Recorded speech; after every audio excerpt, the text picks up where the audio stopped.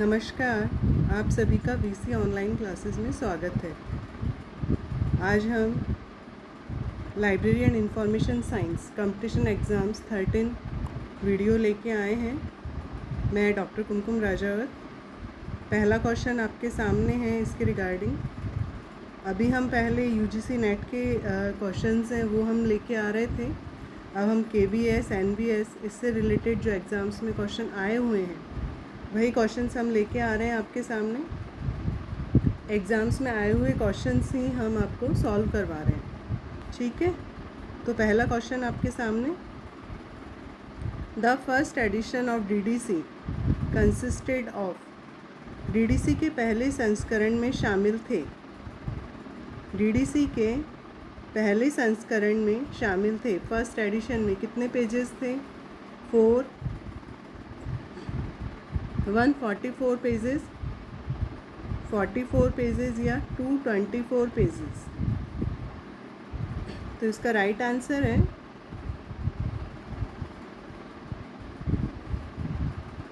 44 pages is right answer. DDC को Melvin DV के द्वारा फर्स्ट टाइम ये 1876 में पब्लिश हुआ। 1876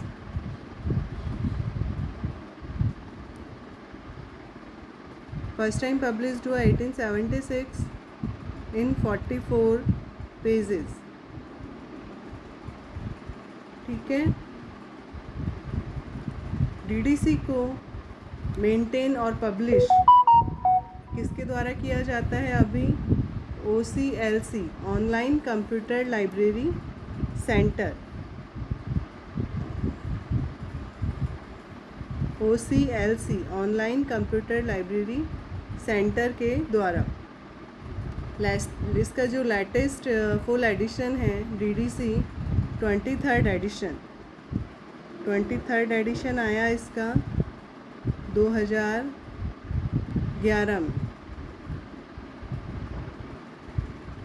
ठीक है।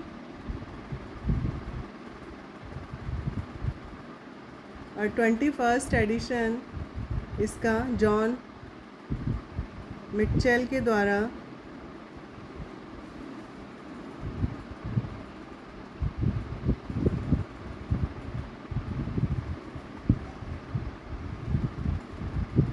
नाइनटीन 1996 में। 22 एडिशन है इसका 2003 में। 23rd एडिशन है इसका 2011,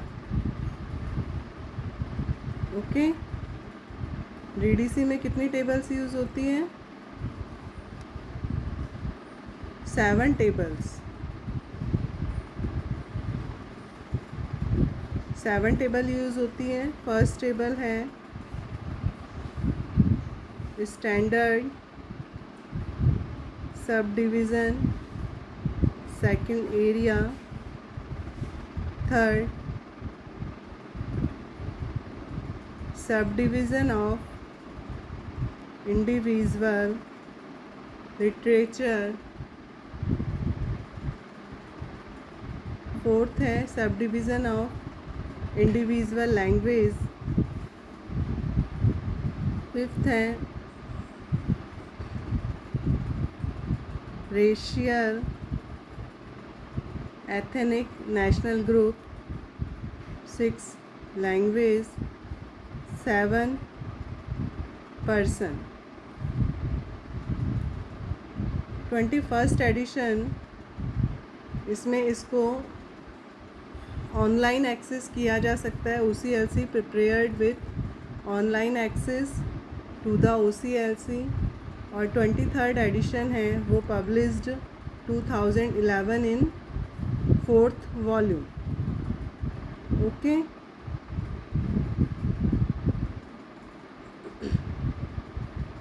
सभी को पता है वॉल्यूम फर्स्ट इंट्रोडक्शन पार्ट है जिसमें टेबल्स हैं। वॉल्यूम सेकंड शेड्यूल्स, जो वॉल्यूम सेकंड शेड्यूल्स हैं, journal work computer science and information, फिर इसमें 100 philosophy and psychology, 200 religion, 300 social science, 400 language and 500 है प्योर साइंस। ये है अपना volume second schedule. Volume third 600 technology, 700 arts and recreation, 800 literature और 900 है हिस्ट्री एंड ज्योग्राफी। ठीक है, और वॉल्यूम 4 है अपना रिलेटिव इंडेक्स। ठीक है, डीडीसी के पहले संस्करण में कितने पेजेस में बना है? 44 पेजेस में। सेकंड क्वेश्चन,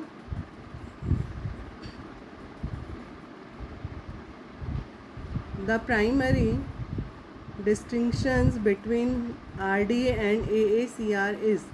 इसमें प्राथमिक अंतर है आरडीए और AACR. RDA resources description access and AACR Anglo American cataloguing rules.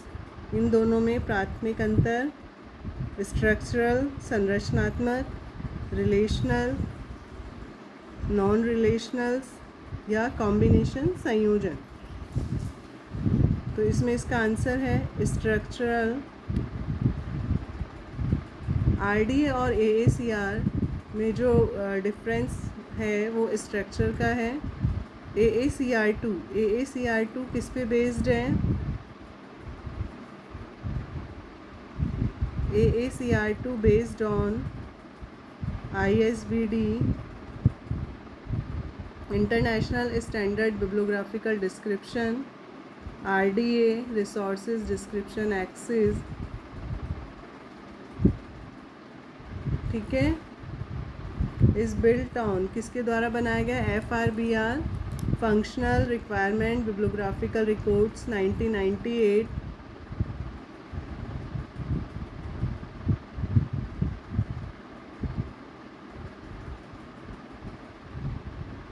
And FRAD 2009।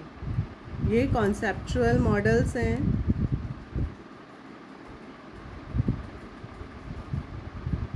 ठीक है, तो इसमें जो इसका राइट आंसर है स्ट्रक्चरल संरचनात्मक। Next, which of the following is not correct. इनमें पेयर्स बनाए हुए हैं, इनमें से कौन सा है जो सही नहीं है? राइडर्स क्लासिफिकेशन वर्गीकरण से रिलेटेड है। Bradford documentation, Lancaster paperless society and विक्री कैटलॉगिंग। तो राइट आंसर कौन सा है? राइडर क्लासिफिकेशन सही है, राइट है इसका। इसने हमसे नहीं पूछा है। ठीक है, तो कौन सा पेयर है जो एक दूसरे से करेक्ट मैच नहीं है?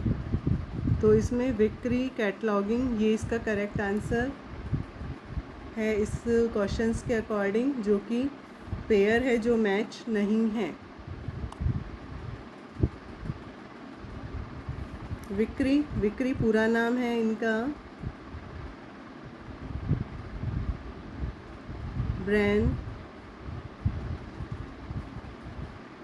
कैंपबेल विक्री। ये ब्रिटिश इंफॉर्मेशन साइंटिस्ट हैं और क्लासिफिकेशन रिसर्चर। ठीक है, तो राइडर्स ये वर्गीकरण से रिलेटेड है। ब्रैडफोर्ड डॉक्यूमेंटेशन, लैंकास्टर के द्वारा पेपरलेस सोसाइटी दिया गया है। ठीक है, तो नेक्स्ट क्वेश्चन आपके सामने।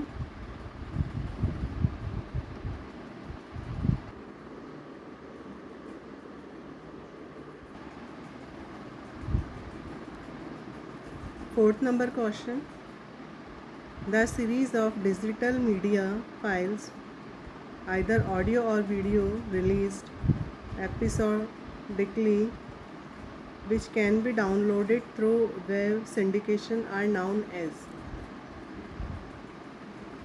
एपिसोडिक रूप से जारी डिजिटल मीडिया फाइल्स, ऑडियो या वीडियो जिनकी श्रृंखला जिसे वेव सिंडिकेशन के माध्यम से डाउनलोड किया जा सकता है के रूप में जानी जाती हैं।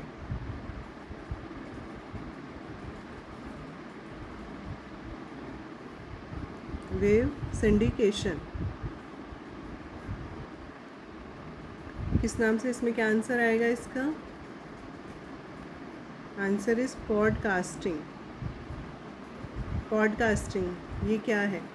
पॉडकास्ट जिसे जर्नली नेटकास्ट के नाम से जाना जाता है।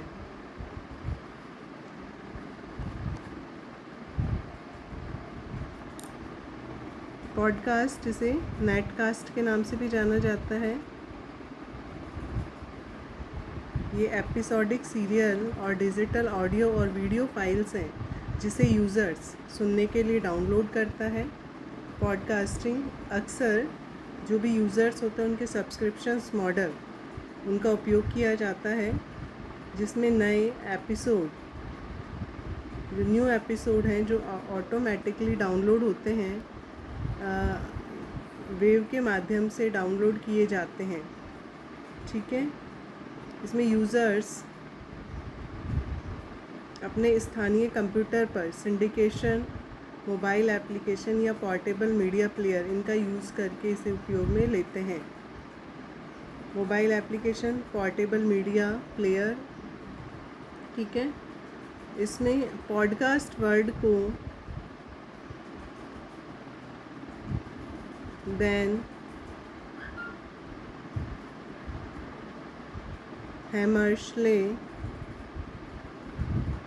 हैमर्शले के द्वारा सजेस्ट किया गया था। Podcast word Ben Hammersley, ban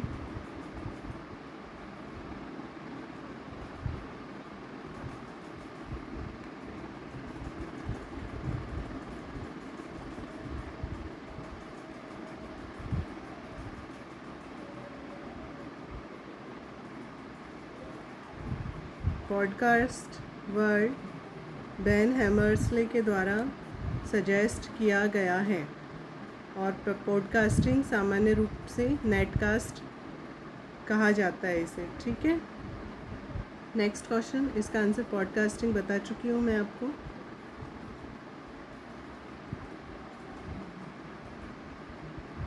next है ERIC is sponsored by. ERIC का फुल फॉर्म क्या है?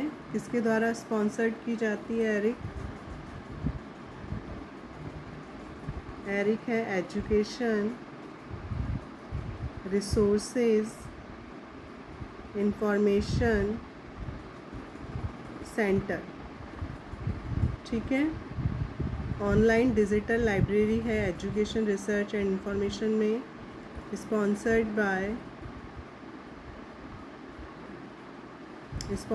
Bye department of education government of USA। Department of education government of USA, institute of education sciences of the United State, department of education. ERIC full form बता चुके हैं, education resources information centre.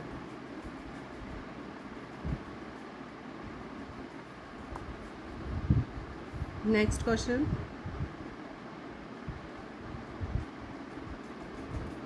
Identify the year.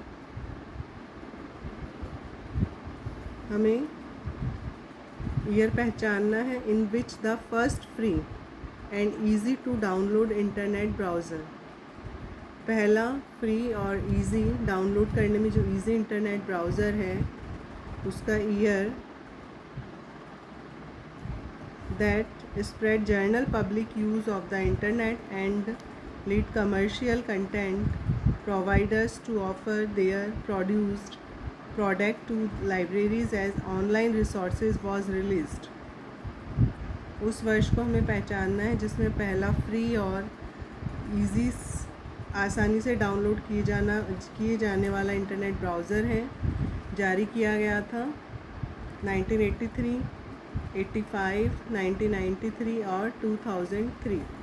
तो right answer 1993। ठीक है। First wave browser क्या नाम था? World wide web. कुछ समय बाद इसको रीनेम किया नेक्सस, NEXUS। किसके द्वारा क्रिएट किया गया? 1990 में टिम बर्नर्स-ली। 1990 में टिम बर्नर्स-ली के द्वारा इसको क्रिएट किया गया। 1993 में लैंडमार्क ईयर है ये, with the release of mosaic, MOSAIC।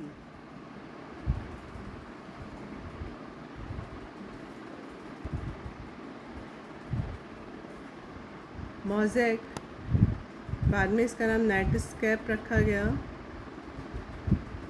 Mac Anderson के द्वारा इसका मोज़ेक का क्रिएट किया गया। The world first popular browser. It's innovative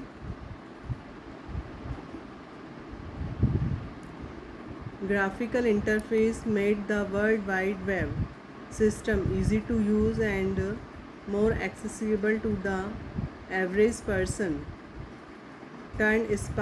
Sparked the internet boom of the 1990 when the wave grew at a very rapid rate. Okay, पहला web browser जिसे क्या कहा जाता है? World wide web. इसका नाम बदलकर बाद में नेक्सस किया गया, NEXUS, जिसे 1990 में टिम बर्नर्स-ली के द्वारा बनाया गया। 1993, जो कि एक ऐतिहासिक वर्ष के रूप में है, मोज़ेक का विमोचन किया गया, जिसका नाम बाद में बदल दिया गया। मार्क एंडरसन, उनके द्वारा नेटस्केप के रूप में श्रेय दिया गया, दुनिया का पहला लोकप्रिय ब्राउज़र। ठीक है, आ गया होगा आपको समझ में। 1993 is right answer. Next question.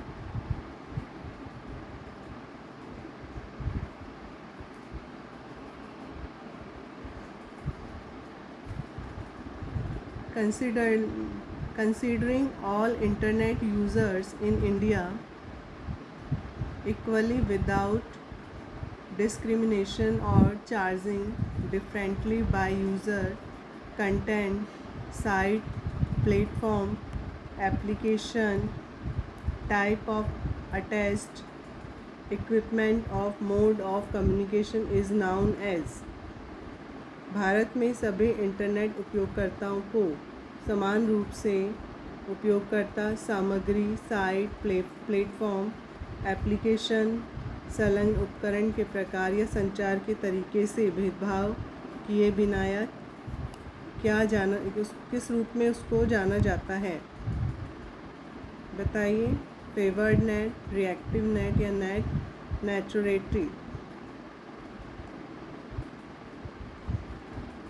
Net नेचुरेटरी is net तटस्थता इज राइट आंसर। डी इसका राइट आंसर है, net नेचुरेटरी।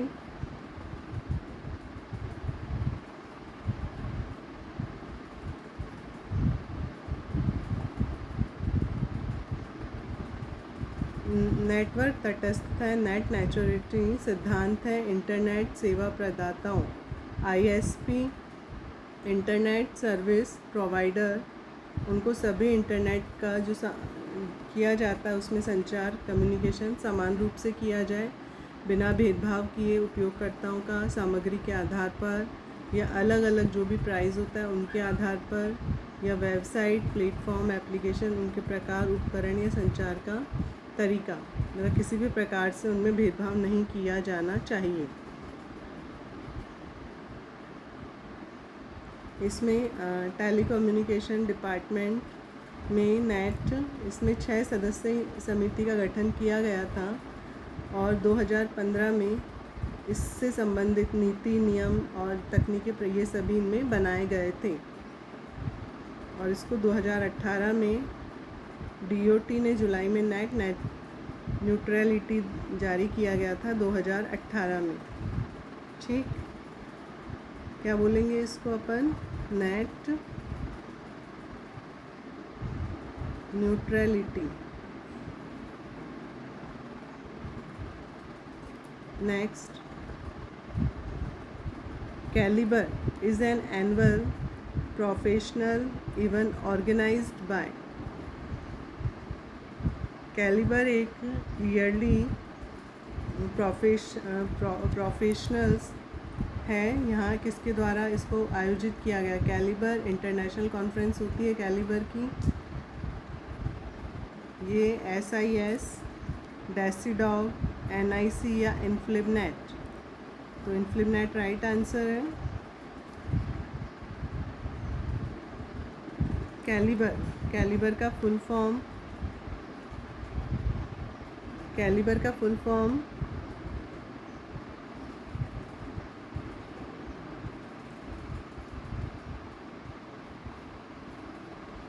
Convention on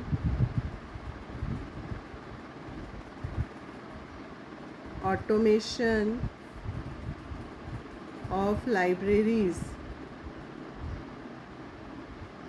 in Education and Research Institute। Education and Research Institute। CALIBER 2019 में ऑर्गेनाइज्ड हुआ था 20 से 30 नवंबर 2019 में उड़ीसा में, भुवनेश्वर, उड़ीसा।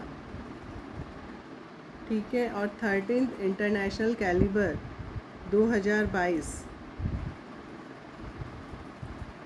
ठीक है, जो ये ध्यान में रखना है, करंट क्वेश्चन है। 17 से 19 नवंबर को 2022 ये है BHU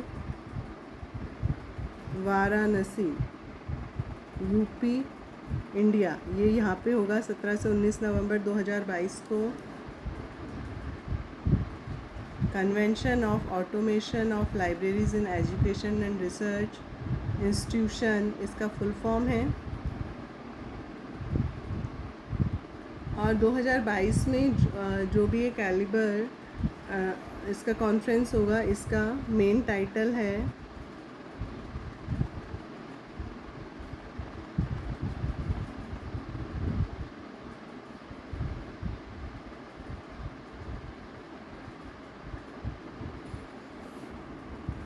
Envisioning Digital Transformation in Libraries for Next Generation Academic Landscape। ठीक है, ये इस थीम पर होगा 17 से 19 नवंबर को 2022 में BHU वाराणसी में। कैलिबर एनुअल इंटरनेशनल कॉन्फ्रेंस होती है, इन्फ्लिबनेट के द्वारा करवाई जाती है ये। ठीक है, नेक्स्ट क्वेश्चन पे चलते हैं। विच of the following is not a web browser? इनमें से कौन सा है जो वेब ब्राउज़र नहीं है? इंटरनेट एक्सप्लोरर, सफारी, अपाचे या फायरफॉक्स? इंटरनेट एक्सप्लोरर कब आया था?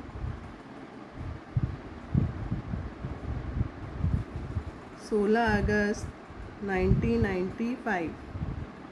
चाहे तो इसका ईयर आप लिख लीजिए। सफारी 7 जनवरी 2003, अपाचे 1995। ठीक है, Apache HTTP hypertext transfer protocol server है।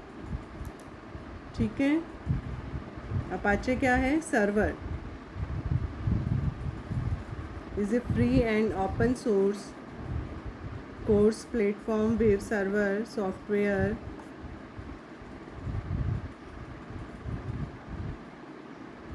अपाचे 1995 में आया है, अप्रैल 1995। तो राइट आंसर इसमें क्या है इस के अकॉर्डिंग? अपाचे। तो वेब ब्राउज़र है वो कौन कौन से हैं? इंटरनेट एक्सप्लोरर, सफारी और फायरफॉक्स, ये वेब ब्राउज़र हैं। नेक्स्ट क्वेश्चन,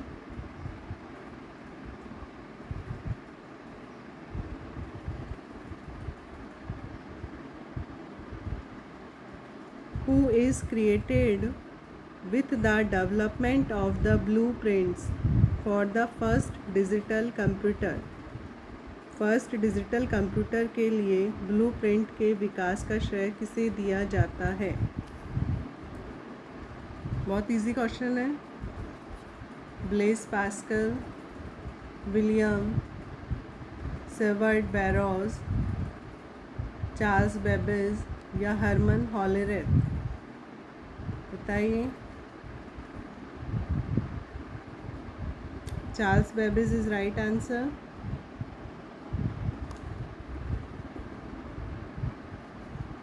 चार्ल्स बेबेज, जिन्होंने आम तौर पर generally created with having conceived the first automatic digital computer, पहला स्वचालित डिजिटल कंप्यूटर के बारे में जिन्होंने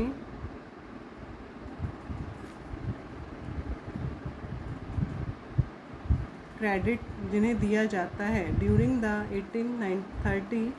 1830 के दशक में वेबेज ने अपना तथाकथित एनालिटिकल इंजन तैयार किया, जिसे यांत्रिक उपकरण जिसके लिए डिज़ाइन किया गया। बुनियादी अंकगणितीय संक्रियाओं को संयोजित करके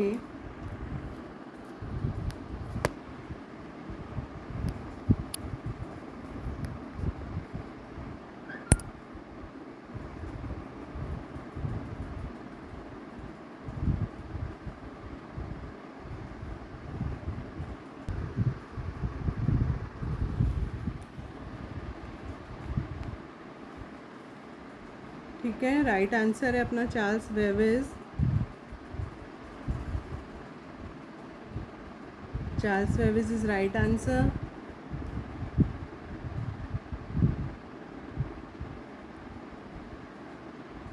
Charles Babbage is credited with having conceived first automatic digital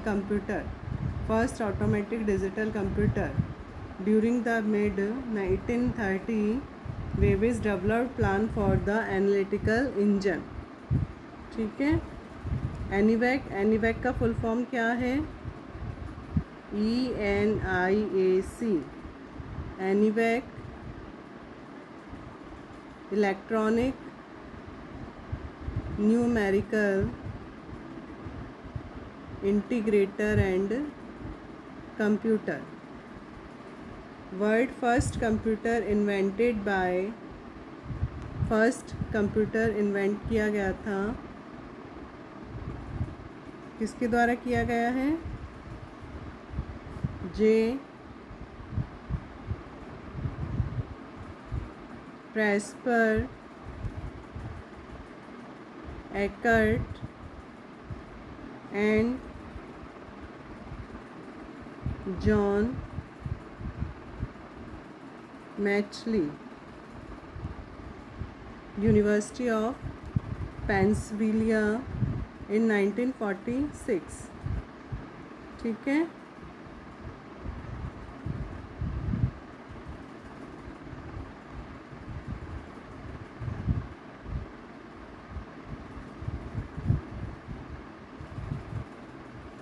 next question, where was the India first computer installed? Bharat का पहला कंप्यूटर कहाँ पे स्थापित किया गया?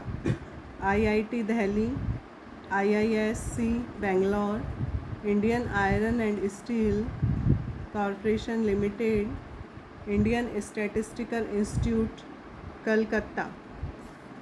बताइए पहला कंप्यूटर भारत का Indian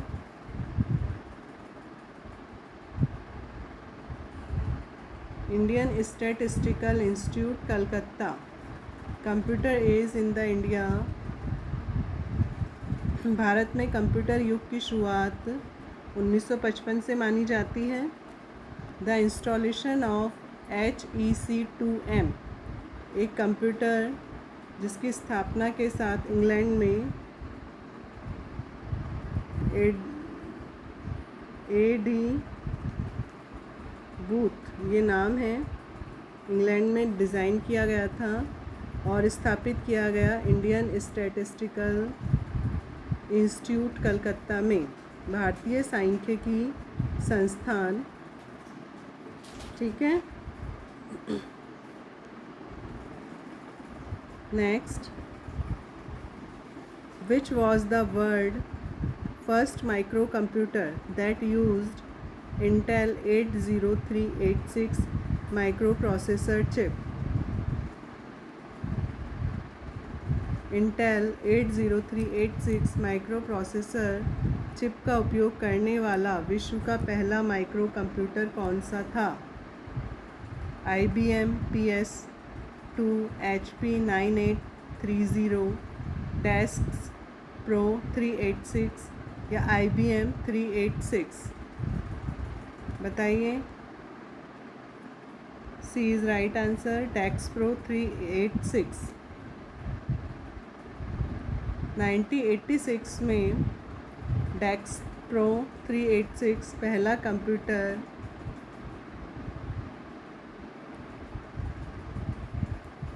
on the market to use Intel new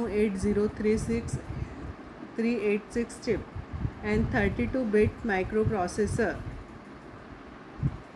Intel 80386, इसको ये है Intel 80386, इसे किस नाम से जाना जाता है? i386 और 386, 32-bit माइक्रोप्रोसेसर, इसे 1985 में इंट्रोड्यूस किया गया। ठीक है। Dex Pro 386 is right answer.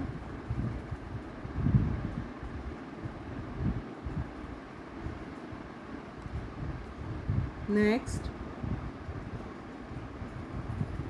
What is the name of the hardware and software package that is ready for use as soon as it is installed?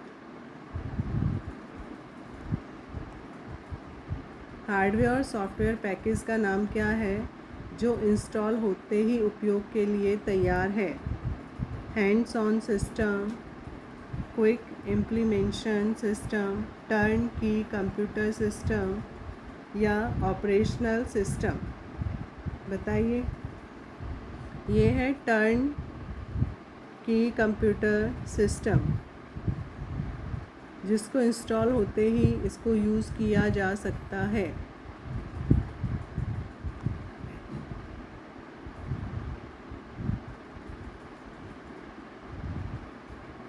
Computer system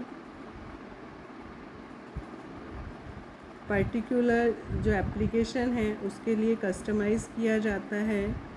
the term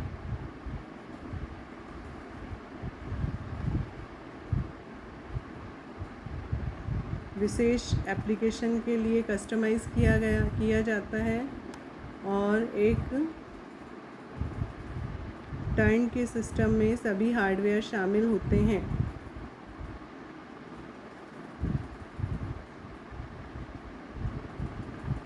A computer system that has been customized for a particular application. The term derives from the idea that the end user can just turn a key and the system is ready to go. Turnkey system include all the hardware and software necessary for the particular application. Particular application के लिए turn के system जिसमें hardware और software जो कि आवश्यक हैं उसे इंक्लूड किया जाता है। ठीक है, तो turnkey computer system is right answer. Next, computer से रिलेटेड है आज क्वेश्चन सारे। Which computer memory is essentially empty? कौन सी कंप्यूटर मेमोरी अनिवार्य रूप से खाली होती है? रैम, रैंडम एक्सेस मेमोरी, रोम, रीड ऑनली मेमोरी, ई प्रॉम या ई पी प्रॉम? बताइए।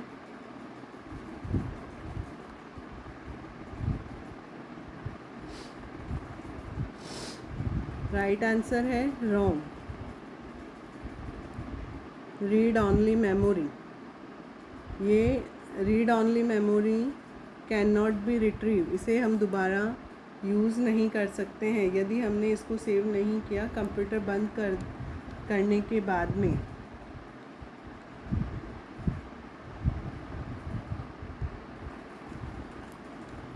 ठीक है, रीड ऑनली मेमोरी, इसको पुनः प्राप्त नहीं किया जा सकता है। Next, which one of the following is termed as a combination of input and output device? निम्नलिखित में से इनपुट और आउटपुट डिवाइस के संयोजन के रूप में जाना जाता है? वीडीयू, कीबोर्ड, प्रिंटर या लेज़र जेट? बताइए। ये है VDU। VDU is right answer. Full form video display unit.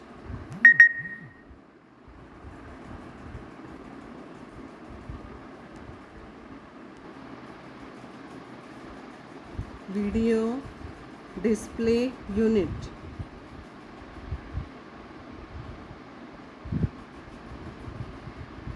is a computing device that allow for input by a user and output to a display like a computer monitor. VDU consists of a display device and a keyboard or a mouse for input. Computing device जो कि उपयोगकर्ता users द्वारा input की अनुमति देता है computer monitor की तरह डिस्प्ले पर। आउटपुट VDU डिस्प्ले डिवाइस होती है, इनपुट के लिए कीबोर्ड या माउस। ठीक है, राइट आंसर है video display unit. Next question, which of the following is a non impact printer? निम्नलिखित में से कौन सा नॉन इम्पैक्ट प्रिंटर है?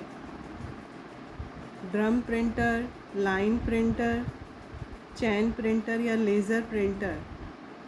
तो laser printer is right answer. Laser printer non impact printer है।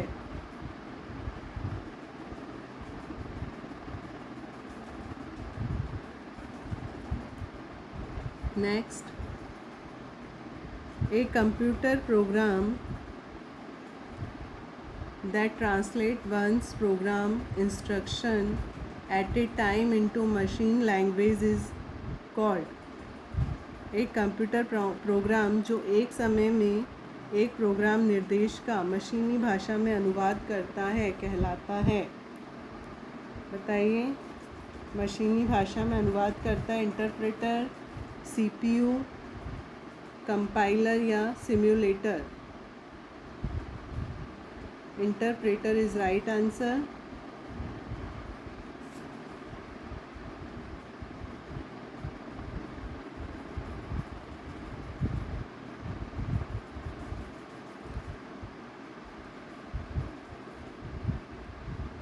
Next,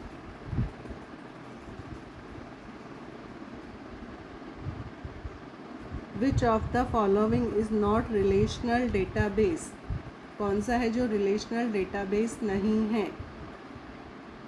डीबेस, third plus, fourth dimension, FoxPro या Reflex, कौन सा है जो नॉन रिलेशनल डेटाबेस नहीं है? Reflex is right answer. Fourth dimension ये रिलेशनल डेटाबेस मैनेजमेंट सिस्टम है। रिलेशनल डेटाबेस मैनेजमेंट सिस्टम जिसे डेवलप किया गया था लॉरेंट रिबर्डियर, किसके द्वारा डेवलप किया गया? Laurent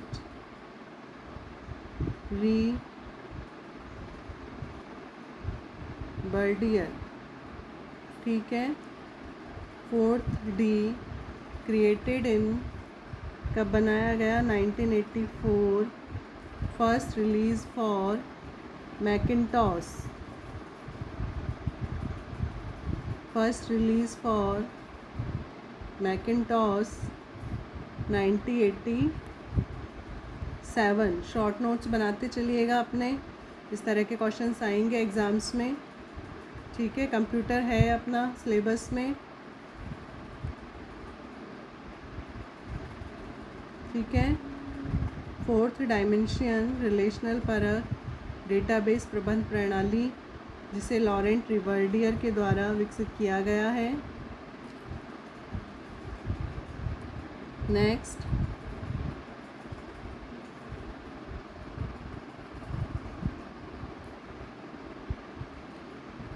the e-governance initiative Chaupal was made in promotion of, e-governance पहल चौपाल किसके प्रचार के लिए बनाई गई थी? एग्रीकल्चर, कृषि, एजुकेशन, शिक्षा, ट्रांसपोर्ट, टैक्सेशन एंड रेवेन्यू, यातायात या कराधान और राजस्व, बताइए। तो इनिशिएटिव ई चौपाल नाम से ही है, एग्रीकल्चर के लिए है। Initiative of ITC limited, ITC limited के द्वारा किया गया इसको। जरूर directly to link directly with rural farmers, internet for procurement of agriculture product like soybeans, wheat, coffee. E-Choupal tackles the challenges posed by Indian agriculture. The program installs computer with internet access in rural area of India to offer farmer up-to-date marketing and agriculture information. ठीक है। ई-चौपाल ICT का एक पहल है, उसके द्वारा किया गया है। भारत के एक समूह जिसमें इंटरनेट के माध्यम से सीधे जो रूरल फार्मर है, ग्रामीण किसान है, उनको जोड़ने की कोशिश की गई है। कृषि और जलीय कृषि की खरीद के लिए सोयाबीन, गेहूं, कॉफ़ी आदि ई-चौपाल कृषि से संबंधित जो भी चुनौतियां आती हैं उसको प्रॉब्लम्स को सॉल्व आउट करने के लिए भारतीय कृषि द्वारा कार्यक्रम स्थापित किया गया है, जो कि ग्रामीण क्षेत्रों में इंटरनेट एक्सेस वाले कंप्यूटर उनको अप टू डेट मार्केटिंग की पेशकश की जाएगी, ठीक है। तो रिलेटेड है ई-चौपाल, चौपाल related to agriculture.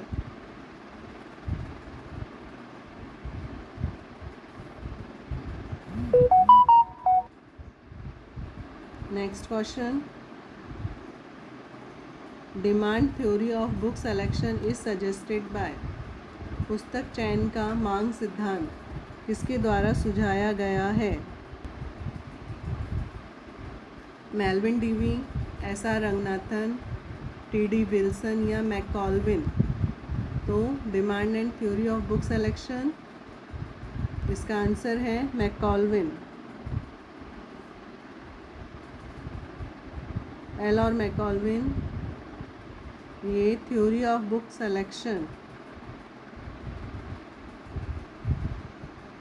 Theory of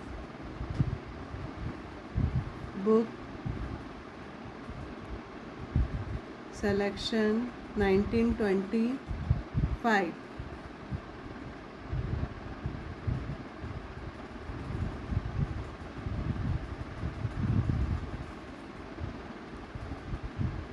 ठीक है। Next, Newark charging system introduced in the year. Newark charging system को किस वर्ष में इंट्रोड्यूस किया गया? 1896, 1900, 1929, 1940। राइट आंसर 1900, 1900 में नेवॉक चार्जिंग सिस्टम।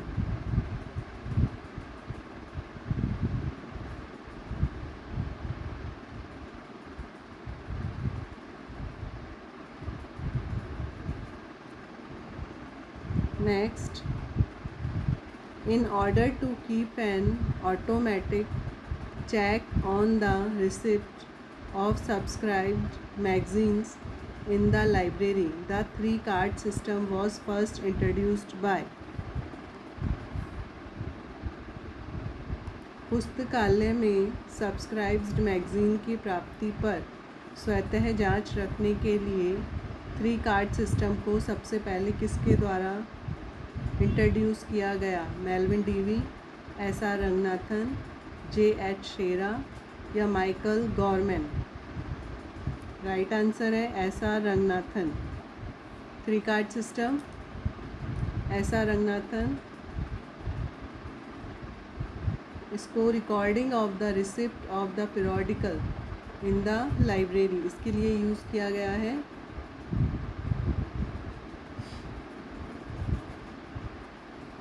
इसमें 3 डिफरेंट कार्ड्स हैं, इनका साइज़ 5x3 आर यूज्ड। इनको किस नाम से जाना जाता है? रजिस्टर कार्ड, चेक कार्ड और classified index card. Classified index card.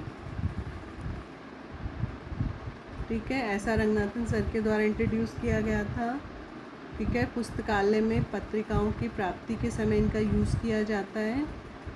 5x3 इसके 3 अलग अलग कार्ड होते हैं, रजिस्टर कार्ड, चेक कार्ड और वर्गीकृत सूचकांक कार्ड, क्लासिफाइड इंडेक्स कार्ड इनके नाम हैं।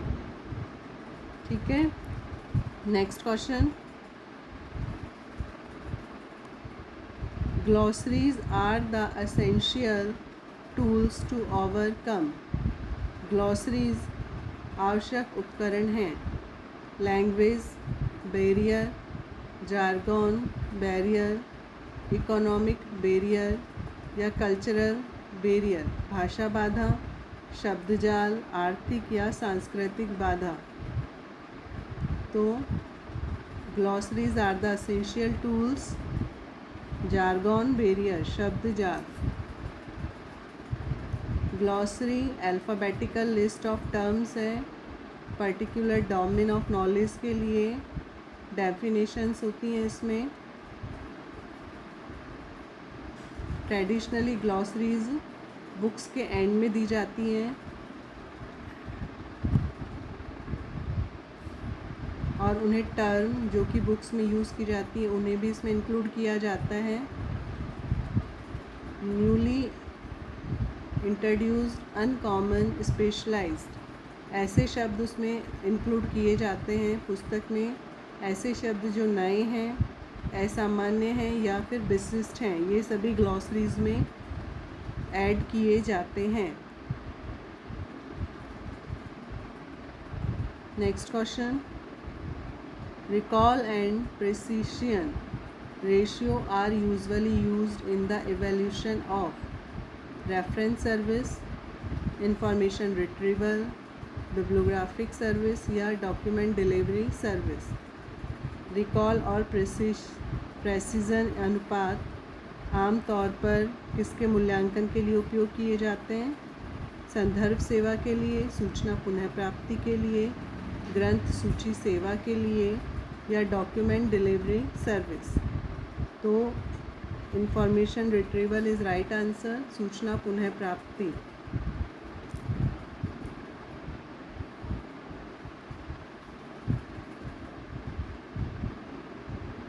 रिकॉल एंड प्रेसिजन ये सर्च स्ट्रेटजीज हैं ये।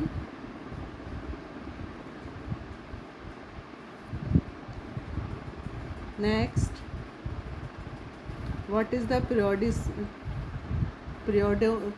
periodicity of INB? फ्रिक्वेंसी पूछा है इसमें INB की। इंडियन नेशनल बिब्लियोग्राफी, इसकी फ्रिक्वेंसी क्या है? क्वार्टरली, मंथली, वीकली या एनुअल?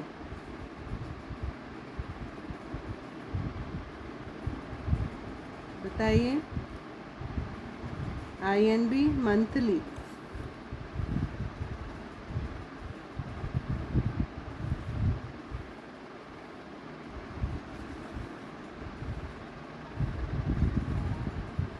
फर्स्ट इशू INB, उसको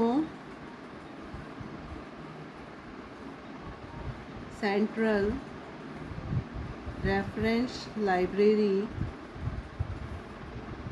कलकत्ता, इसके द्वारा रिलीज़ किया गया 15 अगस्त 1958 में। 15 अगस्त 1958 में पंडित जवाहरलाल नेहरू के द्वारा ये मंथली पब्लिश होती है।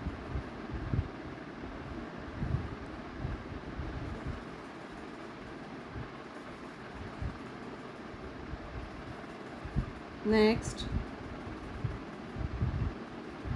Word of learning is a. Word of learning क्या है? डायरेक्टरी, डिक्शनरी, बिब्लियोग्राफी या catalogue? Word of learning is a directory, निर्देशिका है ये।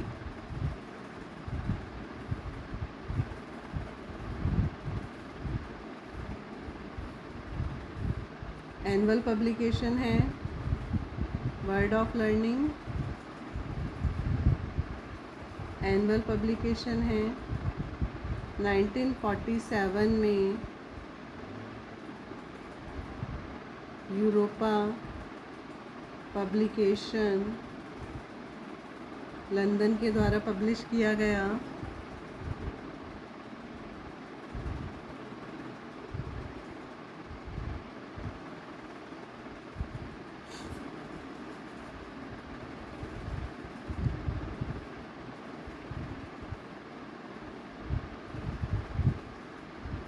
नेक्स्ट,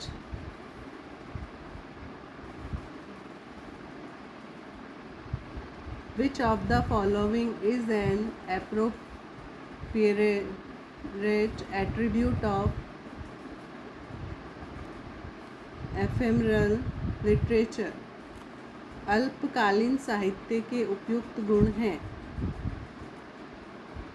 इसका है अल्पकालीन साहित्य, उच्च अभिलेखीय मूल्य वाला साहित्य, literature having high archival value,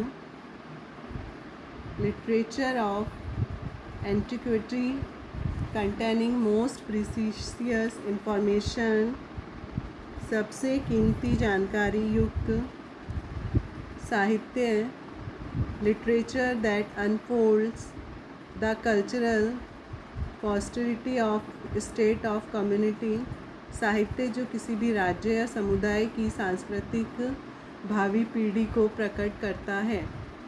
and ट्रांसट्री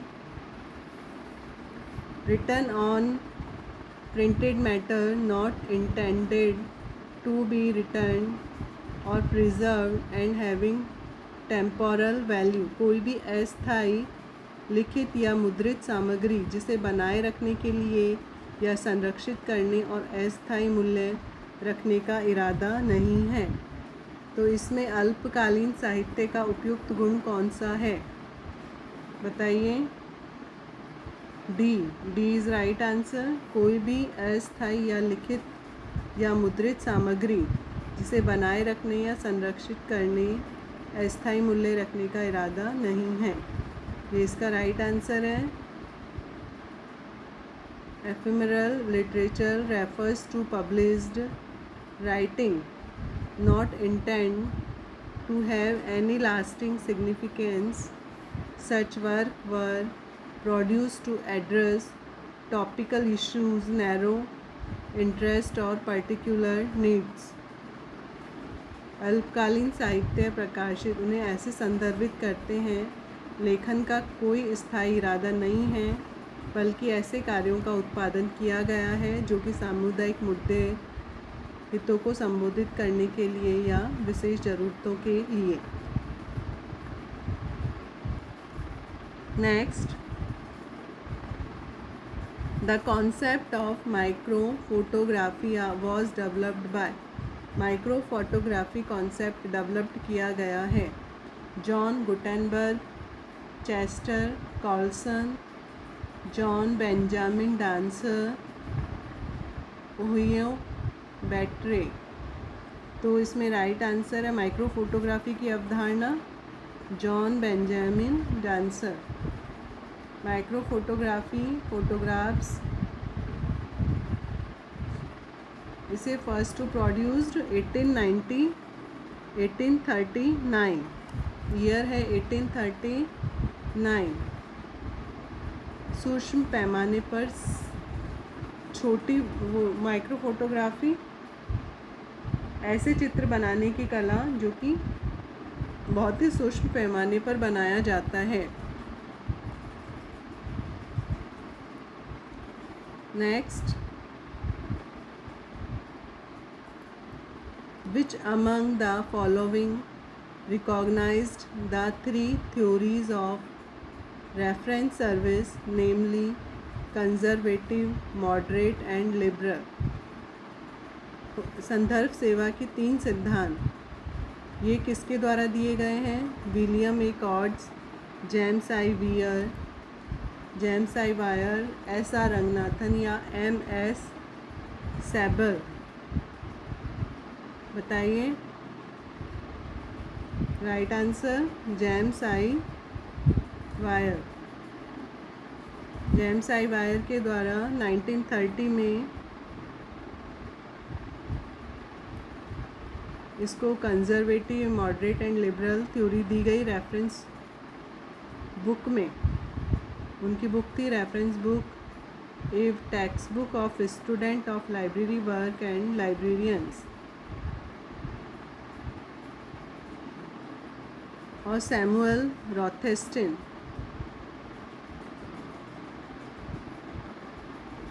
Samuel note कर लीजिए, एग्ज़ाम्स में आते हैं ऐसे क्वेश्चन, यानी एग्ज़ाम्स में आए हुए क्वेश्चन ही हैं।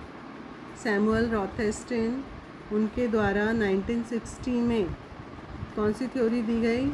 Minimum, middling and maximum. न्यूनतम,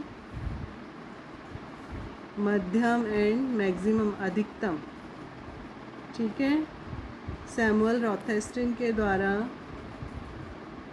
ये तो जेम्स आई वायर के द्वारा दिया गया है 1960 में।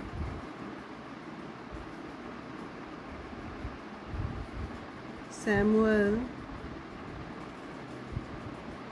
रॉथेस्टिन के द्वारा मिनिमम,